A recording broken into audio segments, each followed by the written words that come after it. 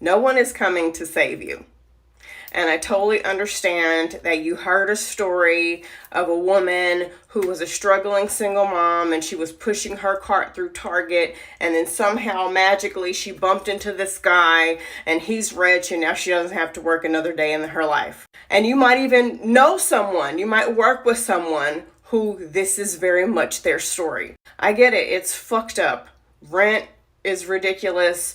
Owning a home is damn near impossible for a lot of people. And even if you can manage to get a loan, the upkeep, the shit that can go wrong, it's expensive. I understand that most people's jobs do not pay them a livable wage. Unfortunately, we live in a society where a great deal of us, most of us, gotta clock in, gotta go to work, or gotta come up with some kind of creative venture where we can still pay our bills on time. I get it.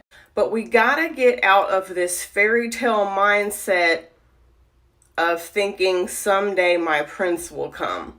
And you know what? I really do hope you meet a good guy. If that's what you want, I think that is amazing for you. I want that for you if that's what you want. I heard someone say this a while ago on TikTok, and I do not remember who it was in order to give them credit, but they said that realistically, most people are going to end up with someone in the same tax bracket as them, in the same salary range as them. The average household that has one parent staying at home while the other parent works, that parent that stays home, sooner or later, unless they put away some money to accommodate for that time, they're going to have to work part-time or do some kind of side hustle to bring in some kind of money to supplement the bills. Or if they don't want to do that, the one person paying the bill option is going to become a real struggle for them, and they're going to have to figure out how to scrimp and save and make ends meet. Even really amazing men, really good men, who really do love their wives still have to work. They just can't afford to pay everything on their own. Bare minimum, and please don't comment and be like, no, he's got to be rich. You're not listening if that's your argument.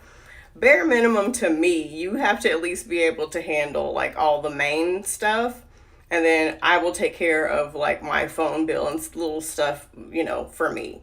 And that's if you can't afford to, do everything. And I get it. Sprinkle, rah. But let me tell you something. I've met several women throughout my lifetime who adopted that same lifestyle.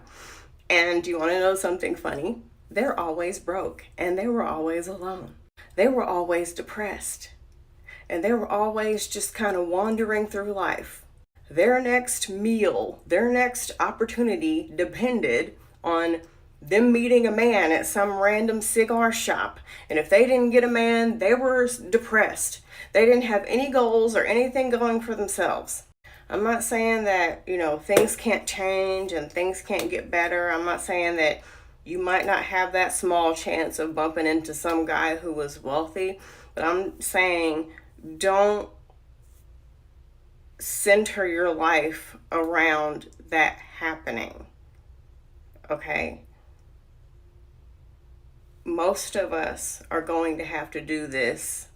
We're going to have to work, we're going to have to make our own opportunities, and we're going to have to work hard doing it. Now, don't get me wrong, that doesn't mean settle for the guy who's talking about 50-50 on a random podcast. There's a difference in the 50-50 podcast, bro, and the guy that loves you and is truly working hard to make his way in life and to provide for you as best he can. There's a difference in a guy wanting you to be the provider and a guy that, y'all are having an amazing, healthy relationship, and y'all sit and have an honest conversation about finances to see what all he's going to take care of and where he might need you to jump in.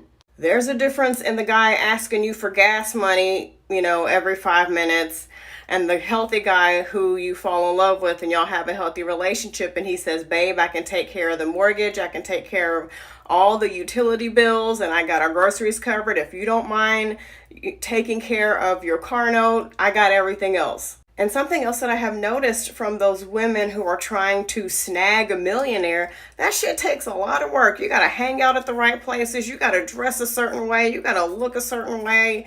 You got to drive a certain car. You have to look the part and put in all this effort. And that takes a lot of energy and a lot of money. And none of that shit might pay off. These women are always stressed the fuck out. But if that is the lifestyle you're interested in, I'm not going to discourage you. You can go for it. But I'm simply giving women a pep talk, a push of encouragement that I get it. Times are hard for a lot of people. A lot of things are unfair, but this is the reality for a lot of people. And even if you meet your prince, I once worked with a woman who met a man who paid for everything.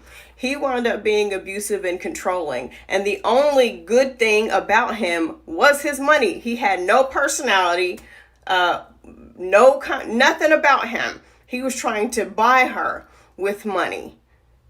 And it wound up being a bad situation. And she wound up losing everything because he got her to leave her job, and then he wound up leaving her.